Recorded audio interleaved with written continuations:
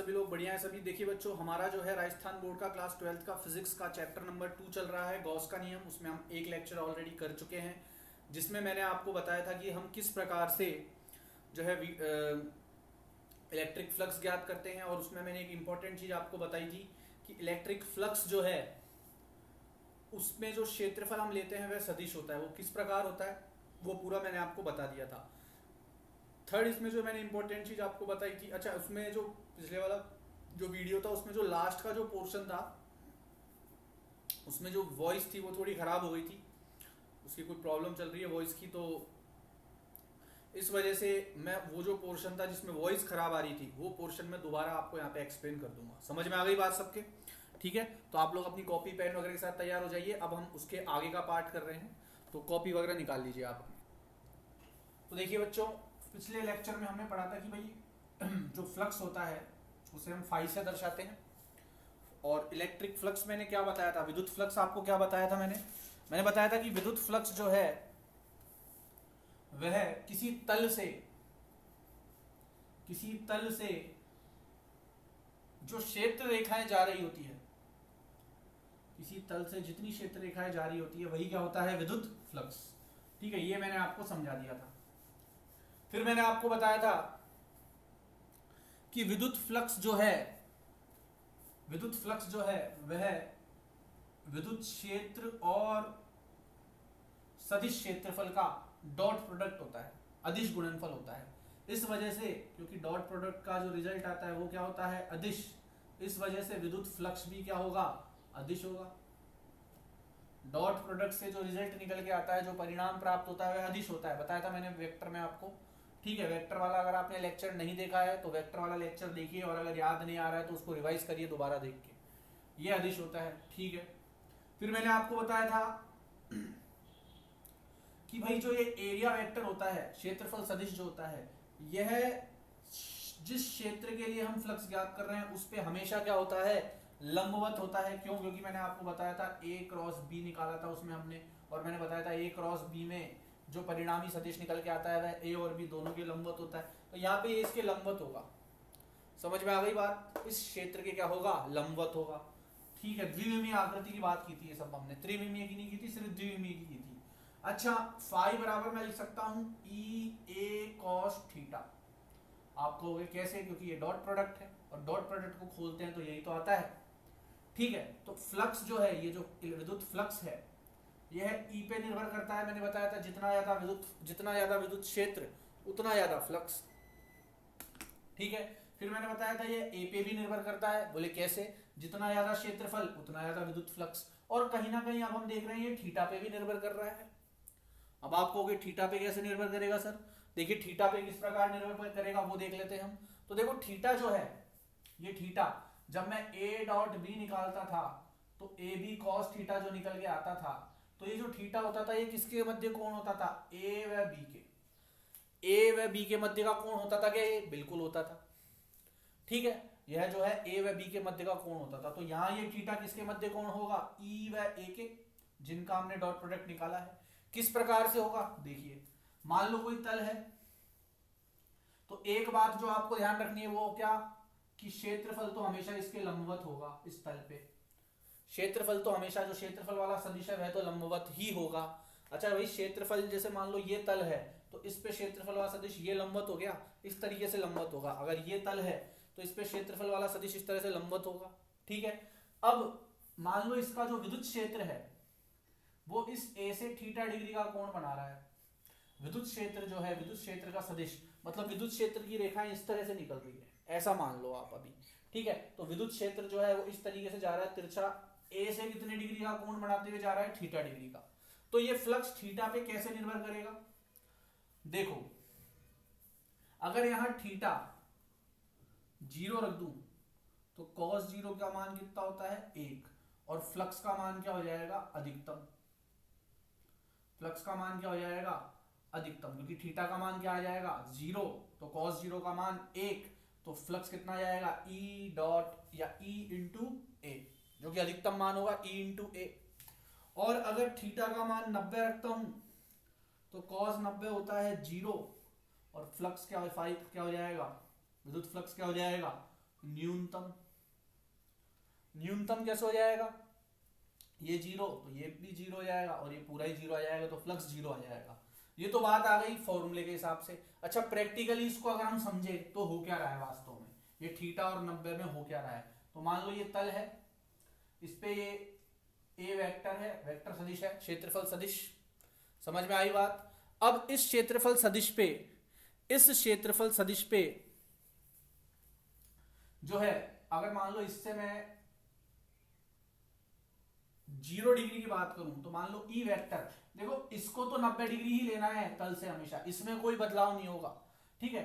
E vector जो है वह इसके साथ मान लो 0 डिग्री का कोण कब बनेगा, कब बनाएगा, जब इसकी और ई वेक्टर, ए वेक्टर और ई वेक्टर दोनों की दिशा क्या हो, समान। तो थीटा कितना होगा, 0 डिग्री। जब दोनों की दिशा समान हो, मतलब जिस दिशा में ये है उसी दिशा में ये होगा, तो हम क्या कहेंगे कि थीटा कितना होगा, 0।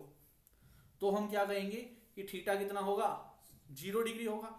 और इसका मतलब क्या होगा कि मतलब अगर विद्युत क्षेत्र और क्षेत्रफल की दिशा समान हो, विद्युत क्षेत्र और क्षेत्रफल की दिशा समान हो, तो मतलब जो फ्लक्स होता है वो क्या होता है, अधिकतम, क्योंकि ये 90 डिग्री पे निकल रहा है और विद्युत क्षेत्र भी 90 डिग्री पे ही निकलेगा। यह तल के साथ, ए वेक्टर तल के साथ 90 डिग्री का कोण बना रहा है, तो विद्युत क्षेत्र भी तल के साथ तो कितने डिग्री का कोण बनाएगा, 90 डिग्री का। और विद्युत क्षेत्र और क्षेत्रफल में आपस में कितने डिग्री का कोण बन रहा है, 0 डिग्री का।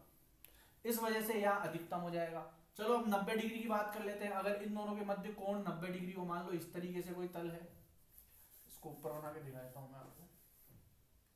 मान लो इस तरीके से कोई तल है, वही ए वेक्टर तो इसके जो है तल के क्या है, लंबवत है, और ई वेक्टर इसके साथ 90 डिग्री का कोण बना रहा है इस तरीके से, ठीक है। ई वेक्टर इसके साथ 90 डिग्री का कोण बना रहा है। अब ध्यान से देखना, ये तो ए वेक्टर, ये तल हमारा, ये ए वेक्टर। अब ई वेक्टर इससे 90 डिग्री का कोण यू बनाएगा या यू बनाएगा या यू बनाएगा या यू बनाएगा, तब ऐसे ही बना सकता है। तो ये जो ई वेक्टर है ये ए वेक्टर के साथ 90 डिग्री का कोण बना रहा है। तो ए वेक्टर तो तल के क्या है, लंबवत है। ए वेक्टर तो तल के क्या है, लंबवत। ये जो ए वेक्टर है, ये जो ए वेक्टर है यह तो तल के क्या है, लंबवत। और ई वेक्टर तल के क्या है, समांतर। ई वेक्टर तल के क्या है, समांतर है। इसका मतलब जो विद्युत क्षेत्र रेखाएं होंगी वह क्या होंगी, तल के समांतर होंगी, वह क्या होंगी, तल के समांतर। और अगर विद्युत क्षेत्र रेखाएं तल के समांतर होगी, इसका मतलब विद्युत क्षेत्र रेखाएं तल को क्या नहीं कर रही है, काट ही नहीं रही है। काटती तो कब, जब या तो 90 डिग्री का कोण होता है या किसी भी तिरछे कोण पे काटती। बट 90 डिग्री का मतलब क्या है, विद्युत क्षेत्र 90 डिग्री है ए वेक्टर से। इसका मतलब क्या है कि विद्युत क्षेत्र की रेखाएं भी इसी दिशा में है, जिस दिशा में विद्युत क्षेत्र उसी दिशा में विद्युत क्षेत्र की रेखाएं। तो विद्युत क्षेत्र अगर तल के लंबवत है तो विद्युत क्षेत्र की रेखाएं भी तल के लंबवत। इसका मतलब एक भी रेखा तल को काटेगी नहीं, और अगर तल को काटेगी नहीं तो जो अब मैंने क्या बताया था, विद्युत फ्लक्स क्या होता है, कितनी विद्युत क्षेत्र की रेखाएं तल को काटते हुए लंबवत जा रही है। जब विद्युत क्षेत्र की रेखाएं तल को काटेगी नहीं तो इलेक्ट्रिक फ्लक्स क्या हो जाएगा, 0। इस वजह से थीटा बराबर 90 डिग्री होने पर फ्लक्स क्या होता है, न्यूनतम होता है या 0 होता है। और 0 डिग्री होने पर क्या होगा, 0 डिग्री होने पर ए वेक्टर इस दिशा में, ई वेक्टर भी इसी दिशा में, तभी तो इनके मध्य कोण 0 डिग्री हो सकता है। थोड़ा भी ऊपर नीचे होगा तो कोण बन जाएगा, दोनों समांतर होंगे तो कोण क्या होगा, 90 डिग्री। अब ये भी लंबवत, ये भी लंबवत, ठीक है। ये लंबवत मतलब इलेक्ट्रिक फील्ड लंबवत, इलेक्ट्रिक फील्ड मतलब लंबवत मतलब विद्युत क्षेत्र की रेखाएं जो हैं वो 90 डिग्री से तल को काटेगी, तो जितनी रेखाएं काटेगी उतना ज्यादा अधिकतम फ्लक्स निकल के आएगा, ठीक है। अच्छा, इनके मध्य जैसे जैसे आप कोण बढ़ाते जाओगे, विद्युत फ्लक्स का मान कम होते होते होते 90 पे क्या हो जाएगा, न्यूनतम हो जाएगा। जैसे जैसे कोण कम करते जाओगे बढ़ता जाएगा बढ़ता जाएगा बढ़ता जाएगा, और 0 डिग्री पे क्या हो जाएगा, अधिकतम हो जाएगा, ठीक है। तो इस प्रकार से फ्लक्स किस पे निर्भर करता है, थीटा पर भी निर्भर करता है। तो हमने दोनों तरीके से देख लिया भाई। ये कॉस थीटा के दो कारण बता सकते हो आप, एक तो ये कि डॉट प्रोडक्ट में यहाँ कॉस थीटा आता है, दूसरा कॉस थीटा क्यों आता है वो भी अब हम देख लेते हैं। ये बात आ गई समझ में कि फ्लक्स थीटा पर किस प्रकार निर्भर करता है। तो इसको तो आप कॉपी करके कर लीजिए ताकि मैं इसको इरेज कर सकूं, फिर आगे देखिए,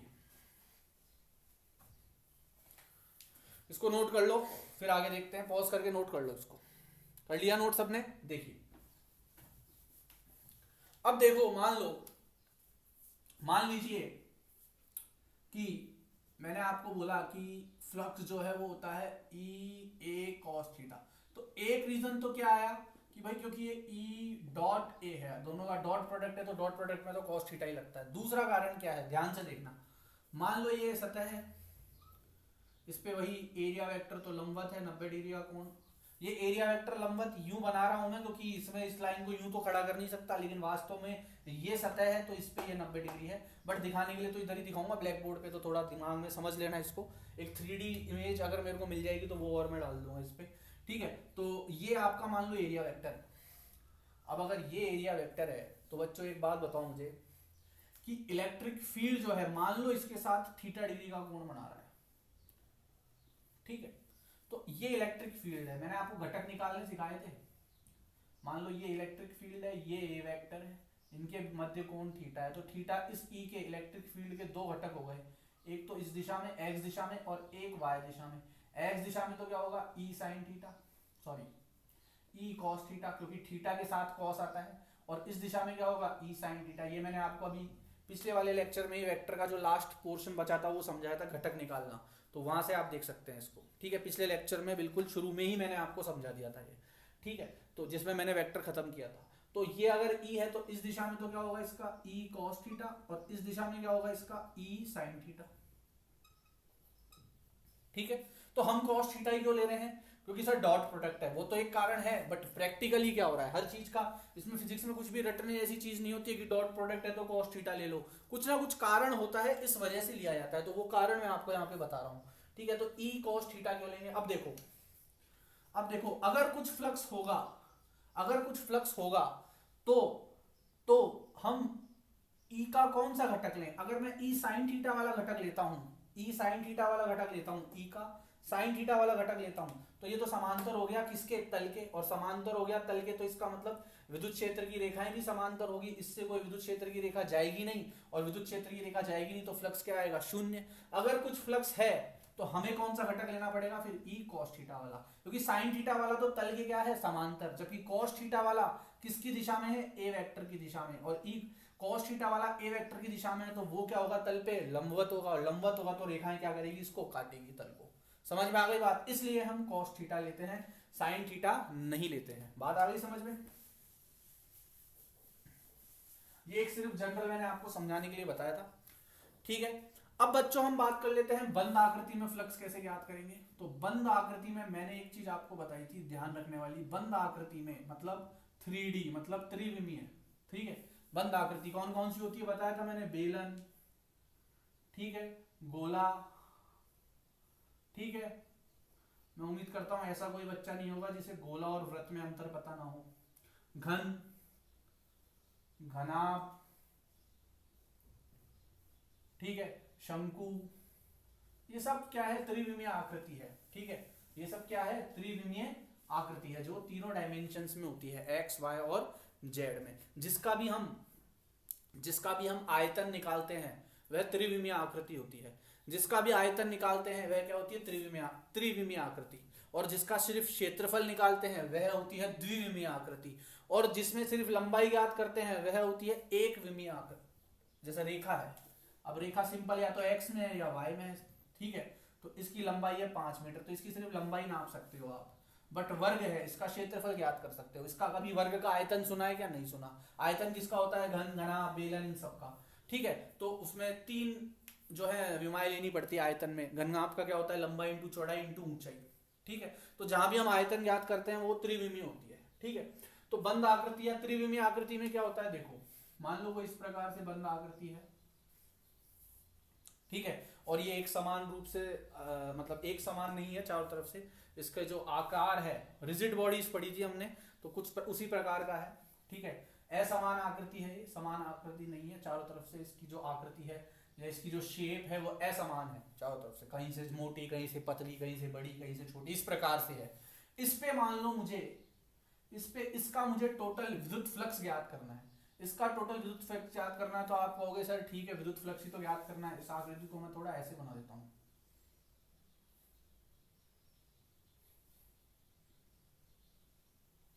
इस प्रकार बना देता हूं। अब ये टेढ़ी मेढ़ी एक समान रूप से नहीं है। अब मैं कहूं इसका मुझे विद्युत फ्लक्स ज्ञात करना है, तो बोले आप ठीक है, आप कह दोगे ठीक है सर विद्युत फ्लक्स ही तो ज्ञात करना है, हम विद्युत क्षेत्र की रेखाएं निकालते हैं। देखो बोले सर जितनी विद्युत क्षेत्र की रेखाएं जाएगी उतना अधिक फ्लक्स होगा, यही तो कहोगे आप कि जितनी विद्युत क्षेत्र की रेखाएं जाएगी उतना अधिक फ्लक्स होगा। अब अगर मैं इस क्षेत्र से लेके यहां तक की बात करूंगा, जैसे यहां तक का क्षेत्र लूं, ये क्षेत्र लिया, इतना ही बड़ा क्षेत्र मैंने यहां लिया, समझ में आ रही बात? चलो एक दो रेखाएं और निकाल देता हूं मैं, एक दो रेखाएं मैंने और निकाल दी है इस तरीके से। या मैं ऐसा करता हूं, ये क्षेत्र लेता हूं और ये क्षेत्र लेता हूं, ये दो बराबर क्षेत्र ले लेता हूं मैं। तो देखो यहां से ज्यादा रेखाएं निकल रही है, यहां से कम रेखाएं निकल रही है, क्योंकि यहां से ये बड़ा था, यहां से ये सिकुड़ गया।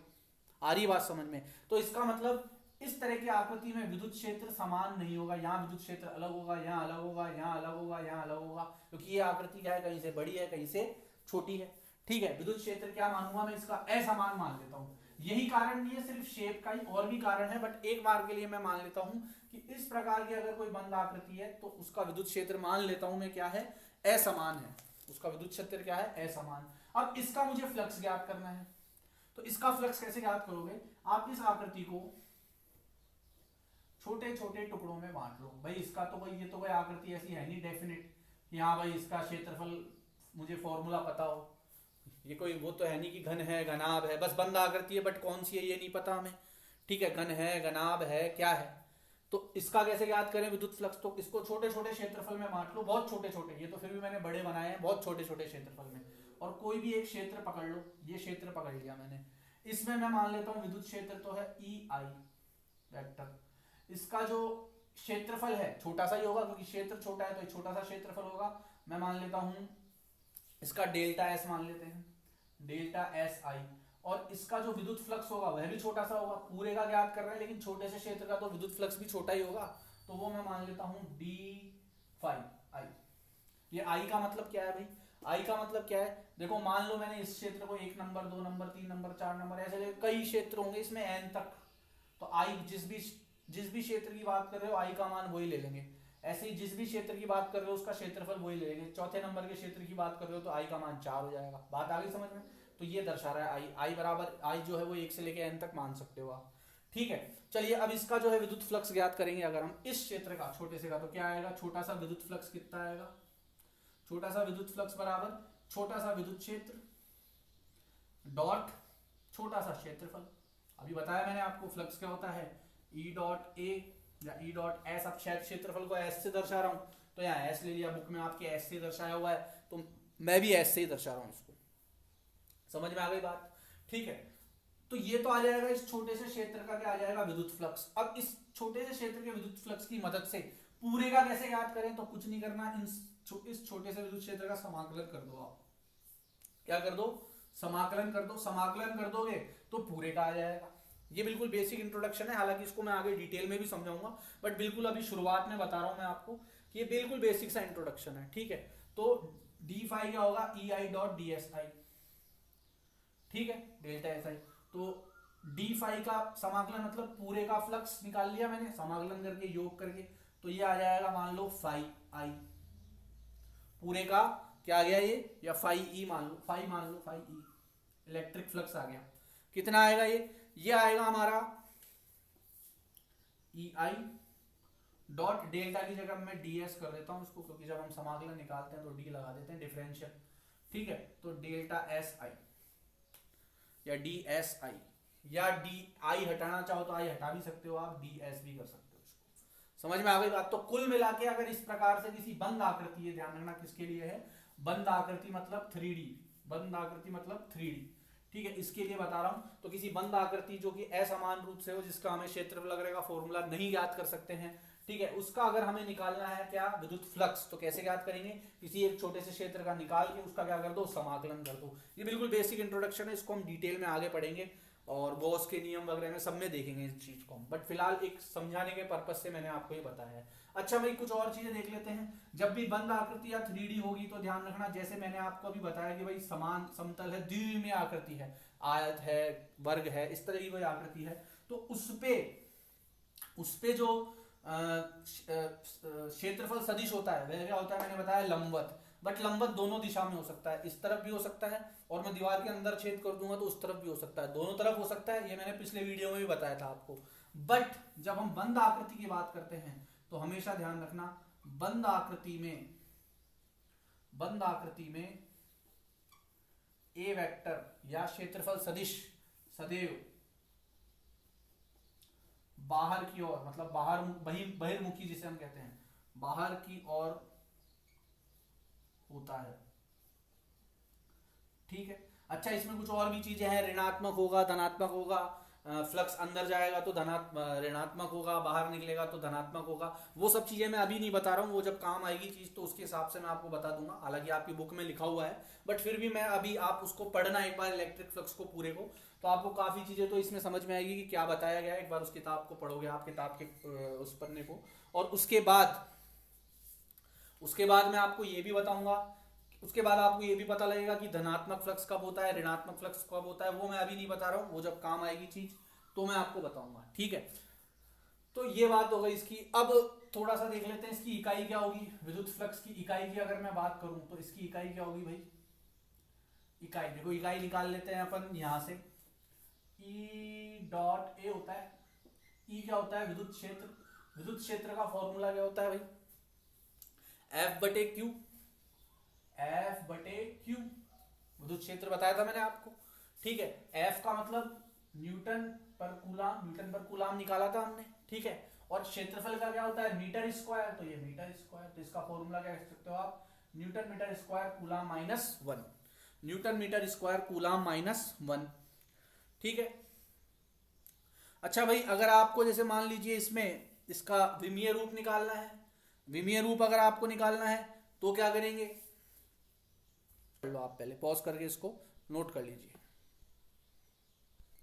तो बच्चों बात कर लेते हैं हम इकाई की। तो देखा होगा, जैसा कि आपको पता है इकाई जो होगी इसकी इलेक्ट्रिक फ्लक्स की क्या होगी, electric field into area. Electric field की क्या होती है, इलेक्ट्रिक फील्ड का फॉर्मूला क्या था, इलेक्ट्रिक फील्ड का, विद्युत क्षेत्र का फॉर्मूला क्या था, विद्युत क्षेत्र का फॉर्मूला था एफ बटे क्यू, मतलब न्यूटन पर कूलाम, मतलब न्यूटन कूलाम माइनस 1। ठीक है, और क्षेत्रफल का क्या होता है, मीटर स्क्वायर। तो फ्लक्स की इकाई क्या हो जाएगी, फ्लक्स का एसआई मात्रक या इकाई हो जाएगी, एसआई यूनिट जो है क्या हो जाएगी, न्यूटन कूलाम माइनस 1। ये तो इलेक्ट्रिक फील्ड की, और एरिया की क्या हो जाएगी, मीटर स्क्वायर। ठीक है। अच्छा, इसकी अब विमा की बात कर लेते हैं हम। विमीय रूप में अगर इसको लिखना चाहें तो देखो, विमीय रूप में अगर आप इसको लिखोगे तो न्यूटन इसका होता है बल का, बल क्या होता है, मास इंटू एक्सलरेशन, द्रव्यमान इंटू त्वरण, किलोग्राम इंटू एक्सलरेशन का मीटर प्रति सेकंड स्क्वायर, मीटर प्रति सेकंड स्क्वायर। ये तो बात हो गई एमए की। अच्छा, कूलाम, कूलाम की क्या होता है भाई, कूलाम जो होता है वो क्या होता है, एम्पियर सेकंड। कूलाम क्या होता है, एम्पियर सेकंड। तो देखो दोनों को मिलाते हैं तो क्या निकल के आएगा, न्यूटन की तो है किलोग्राम इंटू मीटर प्रति सेकंड स्क्वायर, और इसकी है कूलाम बटे में था तो 1 बटे एम्पियर सेकंड। ये कूलाम बटे में था न्यूटन के, न्यूटन की एरी 1 बटा, तो इसको कुल मिला के क्या, किलोग्राम का तो होता है द्रव्यमान तो 1 बार, मीटर कितनी बार आएगा भाई, मीटर स्क्वायर भी था यहाँ पे, मीटर स्क्वायर भी था तो मीटर स्क्वायर और मीटर, मीटर क्यूब। ठीक है, सेकंड कितनी बार, 3 बार, तो L 3 बार हो गया, T 3 बार हो जाएगा लेकिन माइनस में हो जाएगा क्योंकि नीचे है, और एम्पियर जो है एक बार ऊपर आएगा, क्या हो जाएगा, -1। समझ में आ गई बात। तो इसकी अगर मैं विमा की बात करूं तो M1 L3 T -3 A -1। समझ में आ गई बात। पहले न्यूटन का निकाला मैंने, द्रव्यमान इंटू त्वरण, द्रव्यमान का किलो, त्वरण का मीटर प्रति सेकंड स्क्वायर, और कूलाम जो होता है एम्पियर सेकंड, तो यहाँ पे, और मीटर स्क्वायर तो मीटर स्क्वायर की जगह है ही है, तो न्यूटन की जगह मैंने लिखा किलोग्राम मीटर प्रति सेकंड स्क्वायर, कूलाम की जगह मैंने लिखा 1 बटे एम्पियर सेकंड क्योंकि कूलाम बटे में था, और मीटर स्क्वायर ऐसे कैसे, मीटर 3 बार तो लेंथ 3 बार, मास 1 बार, टाइम 3 बार, माइनस में क्योंकि एस 3 बार आ गया, और एम्पियर ऊपर माइनस में 1 बार। समझ में आ गई बात। ठीक है, तो इसको नोट कर लीजिए, ये विमीय रूप हो गया हमारा। इसको नोट कर लो पॉज करके, फिर आगे देखो। जो इलेक्ट्रिक फ्लक्स जो है, विद्युत फ्लक्स,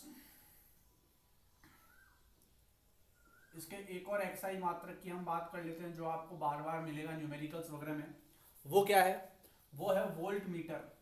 ये कैसे आया, वो देखो,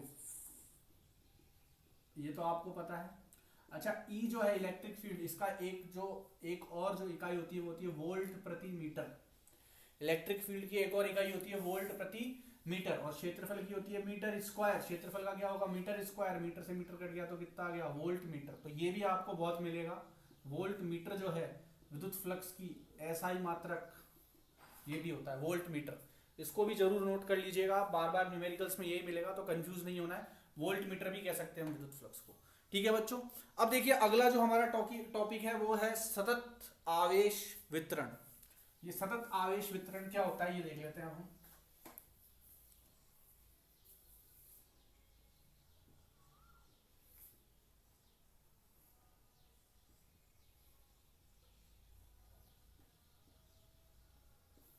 सतत आवेश वितरण वितरण कंटिन्यूअस डिस्ट्रीब्यूशन ऑफ चार्ज। अब देखो बच्चों, कंटिन्यूअस डिस्ट्रीब्यूशन ऑफ चार्ज को देखने के लिए हम जो है इसमें एक जो है विद्युत क्षेत्र जो हमने पढ़ा था किसी बिंदु आवेश के कारण, पहले वो देखेंगे हम। तो देखो कंटिन्यूअस डिस्ट्रीब्यूशन ऑफ चार्ज में क्या देखेंगे, तो देखिए सतत आवेश वितरण का क्या मतलब है, कंटिन्यूअस डिस्ट्रीब्यूशन ऑफ चार्ज से हम क्या समझते हैं।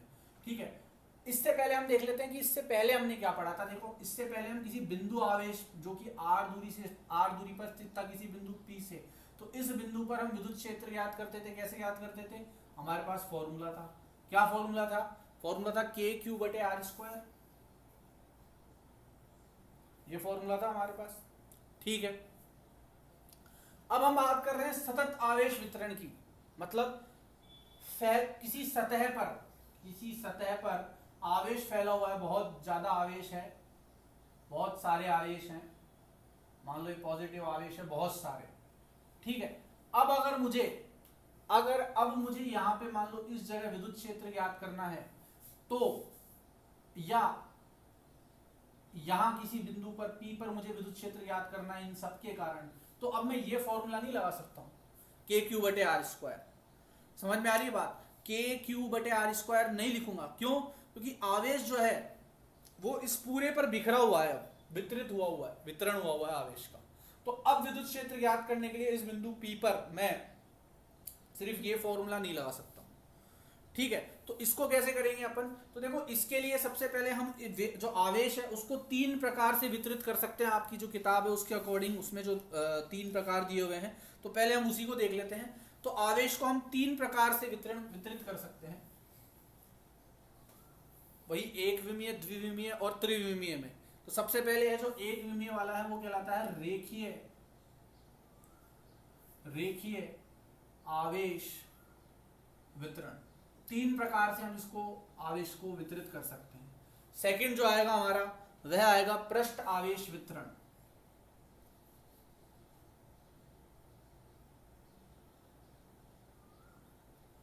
यह हमारा एक तरह से द्विविमीय हो गया, पृष्ठ आवेश वितरण। और जो थर्ड आएगा हमारा वह आएगा आयतन आवेश वितरण।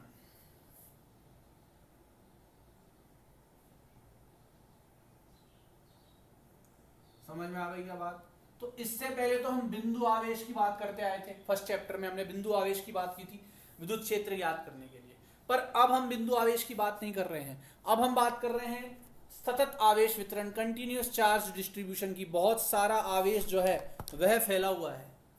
ठीक है, तो उसको कैसे ज्ञात करेंगे, अब हम इसकी बात कर रहे हैं। तो देखिए आयतन, 3 प्रकार से हम आवेश को वितरित कर सकते हैं। रेखीय आवेश वितरण का मतलब तो क्या है, मान लो कोई छड़ है, जैसा कि अभी मैंने बनाया था, जैसे कि आकृति अभी मैंने बनाई थी। मान लो कोई छड़ वगैरह है, इस पे plus plus plus plus plus, तो ये एक रेखा में बटे हुए हैं। पृष्ठ आवेश वितरण का मतलब क्या है, कोई पृष्ठ है, कोई आयत है, वर्ग है, कोई पृष्ठ है, मतलब वृत्त है, वर्ग है, उसके पृष्ठ पे फैला हुआ है। ठीक है, इस तरीके से। या वर्ग है तो इसके कोई रिंग है, वलय जिसे हम कहते हैं, रिंग के चारों ओर फैला हुआ है, अभी पढ़ेंगे हम रिंग वाला केस। इस तरीके से इसके पृष्ठ पे चारों ओर फैला हुआ है, क्योंकि रिंग तो अंदर से तो खोखली होती है, पृष्ठ तो चारों तरफ ही होता है। या कोई इस तरह का पृष्ठ है, तो यह पृष्ठ आवेश वितरण हो गया। समझ में आ गई बात? थर्ड है आयतन आवेश वितरण। अब आयतन किस में आता है, त्रिविमीय वस्तुओं में। ठीक है, तो जैसे कोई घन ले लो और इसके अंदर चारों ओर जो है आवेश जो है वो फैला हुआ है इस तरीके से। समझ में आ गई बात? तो ये 3 प्रकार के वितरण हम देखेंगे। रेखीय आवेश वितरण सीधी रेखा पर, पृष्ठ आवेश वितरण ये रहा, और आयतन आवेश वितरण ये रहा। समझ में आ गई बात? ठीक है। तो इन आवेशों के वितरण को समझने के लिए, इन आवेशों के वितरण को समझने के लिए हमें कुछ चीजें पता होनी चाहिए। जैसे रेखीय आवेश वितरण जब हम करेंगे तो रेखीय आवेश वितरण के लिए हमें यह पता होना चाहिए कि रेखीय आवेश घनत्व का क्या मतलब है, रेखीय आवेश घनत्व का क्या मतलब है। इसी प्रकार पृष्ठीय आवेश वितरण अगर हम कर रहे हैं, ठीक है, तो आवेश पृष्ठीय आवेश घनत्व क्या होता है, और आयतन आवेश वितरण कर रहे हैं तो आयतन आवेश जो घनत्व है वह क्या होता है। ये 3 चीजें हम देखेंगे। रेखीय में रेखीय आयतन रेखीय घनत्व, पृष्ठीय में पृष्ठीय घनत्व, और आयतन में आयतन वाला घनत्व। ठीक है, तो इसको नोट करेंगे। सबसे पहले इन 3 आप उतार लीजिए, और इन सब के लिए से रेखीय आवेश है उसके लिए ये चित्र बना लेना नीचे, इसके लिए ये बना लेना, और इसके लिए कोई घन या घनाभ जो भी आप बनाना चाहो, बेलन वगैरह, वो बना लेना, ताकि आपको ध्यान रहे कि इसका मतलब क्या है, पृष्ठ वितरण का मतलब क्या है सतत रूप से। ठीक है, फिर उसके बाद हम देखते हैं आगे इसकी डिटेल।